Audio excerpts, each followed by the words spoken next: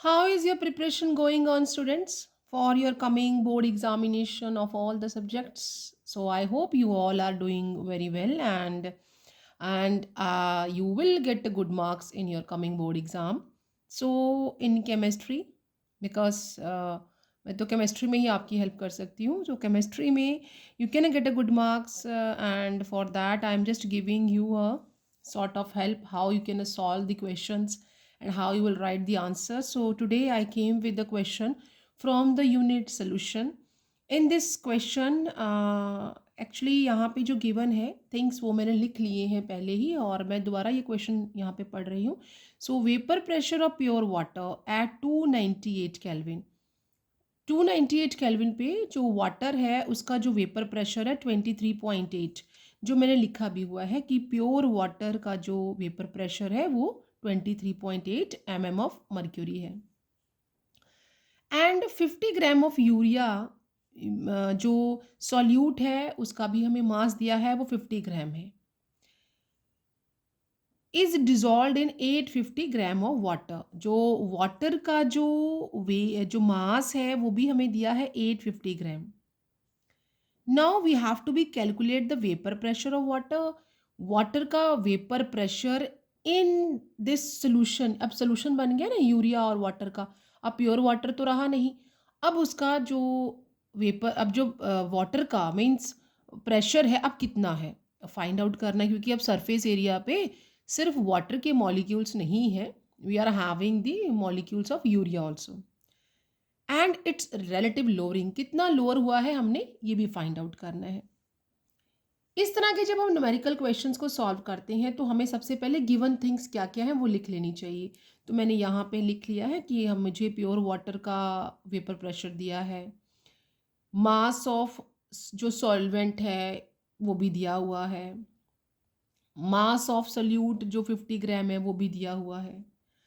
Now अगर मैं, जो हमें मैथमेटिकल रिलेशन एनसीईआरटी बुक में या जो भी आप रेफरेंस बुक फॉलो करते हैं उसमें दी होती है, दी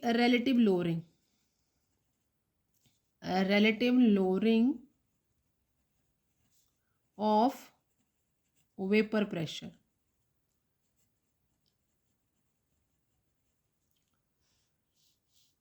Excuse me.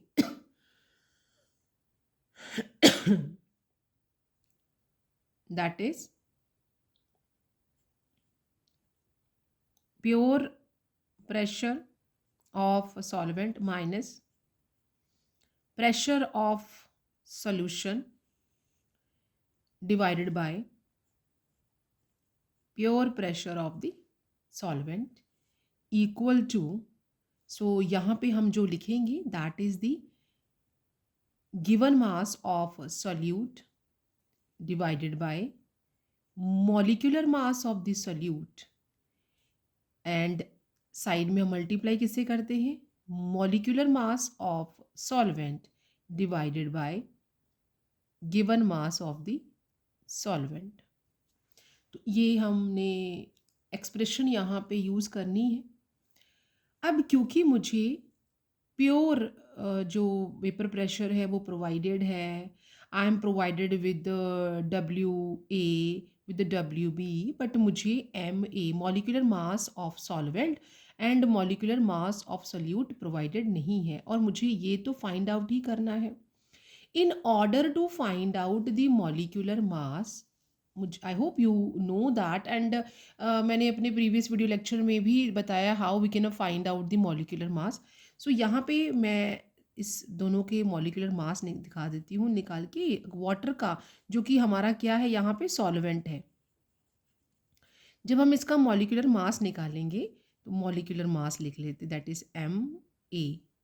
मॉलिक्यूलर मास निकाल रहे हैं वाटर ऑफ वाटर. तो यहाँ पे वाटर का जो फॉर्मूला होता है वो H2O है. How many hydrogen atom are there, 2 हैं, और हाइड्रोजन का एटॉमिक मास कितना होता है 1, प्लस दूसरा एलिमेंट स्टार्ट हो गया है. यहाँ पे ऑक्सीजन का एक ही एटम है और ऑक्सीजन का जो एटॉमिक मास होता है दैट इज 16. अगर मैं इन दोनों को फर्दर लिखूं तो वो कितना हो जाएगा, 2 + 16 दैट इज 18 mu. तो ये मुझे मॉलिक्यूलर मास मिल गया वाटर का। इसी तरह से मैं मॉलिक्यूलर मास यूरिया का भी निकाल लेती हूँ, जो कि हमारा सॉल्यूट है, जिसे हमने बी से लिखा है ऑफ यूरिया। और क्योंकि हमें, और ये क्या है, हमारा सॉल्यूट है। सॉल्यूट का मुझे फॉर्मूला दिया हुआ है, दैट इज NH2CO NH2। मुझे मॉलिक्यूलर फार्मूला प्रोवाइडेड है। तो अब हमने यहाँ पे चेक करना है कि how many atoms are given. Nitrogen से स्टार्ट करते हैं, 1 और 2। नाइट्रोजन के 2 एटम है टोटल, तो मैं क्या करूँगी, 2 इंटू नाइट्रोजन लिख लेते हैं, प्लस हाइड्रोजन के 4 एटम है तो 4 इंटू हाइड्रोजन लिख लेते हैं, प्लस कार्बन का एक ही एटम है C, प्लस ऑक्सीजन का भी एक ही एटम है O। ये एटॉमिक मास अभी हमने लिखने हैं, तो ये हो जाएगा 2। नाइट्रोजन का जो एटॉमिक मास होता है दैट इज 14, प्लस हाइड्रोजन का एटॉमिक मास 1 होता है, प्लस कार्बन का जो एटॉमिक मास है दैट इज 12, जो कि हम स्टैंडर्डेबल लेते हैं। We are not going with the, हम आइसोटॉप 13 14 पे नहीं जाते, हम 12 ही लेते हैं। एंड प्लस 1 इंटू दी 16। तो इसे अगर आप पूरे को सॉल्व करेंगे, you will get hair 28 plus 4 and plus 12 and plus 60. With this you will get, यहाँ पे से कर लेंगे 32 प्लस, और इन दोनों को आपस में इधर प्लस कर लेंगे, एंड इट विल बिकम 28।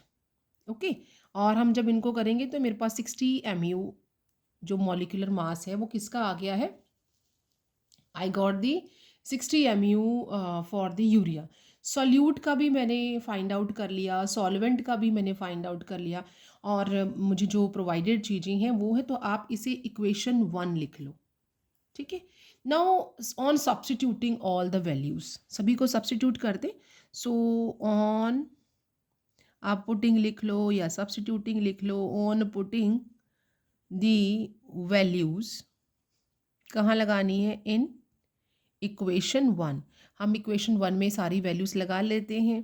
तो मुझे जो प्योर प्रेशर है वो प्रोवाइडेड है, that is the pure pressure कितना दिया हुआ है, यहाँ इक्वेशन तक ही इसको हम ऐसे रख लेते हैं। प्योर प्रेशर मुझे दिया हुआ है 23.8, माइनस मुझे रिलेटिव लोअरिंग तो मालूम ही नहीं है, या मतलब मुझे ये सोल्यूशन का नहीं मालूम है, ये भी 23.8 आ जाएगा, इक्वल टू जो W मीन्स जो गिवन मास है सॉल्यूट का वो कितना था, हमें दिया था 50। ठीक है, और मॉलिक्यूलर मास कितना आया है वाटर का, that is 18, divided by molecular mass urea का कितना आया 60, और गिवन मास वाटर का कितना दिया हुआ है 850। ये जो मुझे वैल्यूज़ प्रोवाइडेड थी मैंने सभी को सब्स्टिट्यूट कर दिया। अब हम इस ज़ीरो से इसे कट कर सकते हैं, कट कर लेंगे, और ये हमारे पास आ जाएगा 29, और ये आ जाएगा 230। इसे मैं 5 से कट कर देती, ये हो जाएगा 6। अब इसको मैं 3 के टेबल से कट कर देती हूँ, ये हो जाएगा 2 और ये हो जाएगा 3। अब मेरे पास क्या रह गया, ऊपर तो सिर्फ 3 ही है, और डिनोमिनेटर में 2 इंटू 8 5 आ गया। अब ये जो यहाँ पे 23.8 है ये इधर आ जाएगा, विच इम्प्लाइज अगर मैं इसे फर्दर सॉल्व करती हूँ तो मेरे पास क्या हो जाएगा, 23.8 minus the vapour pressure of a solution equal to किसके बराबर हो गया, that is 3 divided by 2 into 8 5 multiply with 23.8, ऐसा आ गया। अब यहाँ पे एक जो डेसिमल है इसे रिमूव करने के लिए मैं यहाँ पे 10 लिख लेती हूँ। अब हम इसको 2 के टेबल 2 है तो मैं कट कर लेती हूँ, 2 के टेबल से 2 यहाँ से कट जाएगा, और 1 1 9 आ जाएगा। अब इसके बाद तो कुछ भी कटने से रहा, तो अब हम क्या करेंगे, इनको आपस में मल्टीप्लाई कर लेते हैं, and what we will have, हमारे पास क्या आ जाएगा, दैट इज दी, ये जो यहाँ से वैल्यू आ जाएगी as it is, which implies 23.8 minus the vapour pressure of solution equal to, मैं 3 को मल्टीप्लाई करने जा रही हूँ, that is the 27, 2 carry and 5 and 3, तो अगर मैं इसको इससे मल्टीप्लाई करती हूँ, 3 9 ज़ा 27, 2 कैरी, 3 5 3 1 ज़ा 3 एंड जो 2 है 5 हो जाएगा और 3 यहाँ लिख लिया, डिवाइडेड बाय ये नीचे कितना डिनोमिनेटर हो गया 850। 850 is big as compared to 357. So in order to solve this, what we will do, हम इसमें 357 और 850 पॉइंट लगा लेंगे और यहाँ पे हम एक ज़ीरो लगा देंगे। अब यहाँ साइड बाय साइड में हम सॉल्व करना स्टार्ट करते हैं। 850 को अगर मैं 4 से मल्टीप्लाई करती हूँ, क्योंकि 8 4 द 32 होता है, दैट इज़ 0 एंड 20 एंड 34। तो यहाँ पे क्या आ जाएगा 3400 और हमारे पास क्या फाइन बाहर आ जाएगा, that is 2 and this is 120। We will get here 120 हमारे पास यहाँ पे इस तरह से आ जाएगा। ओके तो यहाँ हमने 4 लिख लिया है। अब 120 is again a quite small value as compare to 850। Point तो लगाया ही है, हम यहाँ पे क्या लगा लेंगे, तो यहाँ पे हम 1 लगा लेंगे क्योंकि इससे ज़्यादा तो होगा नहीं, तो हम 850। और क्योंकि मुझे रिलेटिव ऑफ लोअरिंग जो है वो डेसिमल के बाद हम 2 डिजिट तक निकालें तो भी सफिशेंट है, तो लेकिन हम एक और लिख लेते, दैट इज़ 0 आ गया और यहाँ पे 5 आ गया और यहाँ पे 3 आ गया। तो अगेन दैट वही वैल्यू हमारे पास आ गई और हम यहाँ पे 4 लिख लेंगे एंड इट विल बी 3400। अब यहाँ पे हमारे पास इस तरह से 100 हो जाएगा and it keep on going. तो मेरा जो वैल्यू है दैट इज़ 0.414। अभी जो सोल्यूशन का वेपर प्रेशर है उसे हम कैसे निकालेंगे, ये किसके बराबर हो गया 0.414 और that is minus P A means vapour pressure of solution equal to 0.414 और ये यहाँ जाके माइनस हो जाएगा -23.8। अब ये तो हमारी बड़ी वैल्यू है और ये स्मॉल है, तो मैं यहाँ से नेगेटिव साइन अगर हटाना चाहूँ तो व्हाट आई विल डू, मैं इसको पॉजिटिव बना दूंगी, that is a pressure of a solution equal to 23.8 minus 0.414। इसे अब हम यहाँ माइनस कर लेते हैं तो 23.8.414 यहाँ पे ज़ीरो लगा लो, तो हम आपका ये जो सोल्यूशन का जो वेपर प्रेशर है वो कितना हो जाएगा 6 और यहाँ पे आ गया 8 और यहाँ पे 7 रह गया था। अब 17 अगर हम यहाँ पे तो 7 है, तो ये हो जाएगा 3 और यहाँ पे हो गया 2, 3 ही रहेगा क्योंकि हमने यहीं से कैरी आउट ले लिया। तो ये 10 और 9 और यहाँ 7 रह गया था 3। तो ये सोल्यूशन का वेपर प्रेशर है। सोल्यूशन का वेपर प्रेशर कितना हो गया, that is 23.386 mm of mercury. तो ये हमारा जो वेपर प्रेशर आ गया है ये सोल्यूशन का आ गया। अब बोला है कि कितना लोअर हुआ है, we have to find out कि लोअर कितना हो गया है। तो प्योर वाटर का कितना था, प्योर वाटर का था 23.8 माइनस सोल्यूशन का कितना है 23.3, क्योंकि पॉइंट के बाद एक ही डिजिट है, हम भी यहाँ पे एक ही डिजिट ले लेंगे। तो कितना लोअर हो गया, विच इम्प्लाइज ये लोअरिंग है। कितना लोअरिंग हो गई है, लोअरिंग ऑफ वेपर प्रेशर कितना लोअर हो गया है।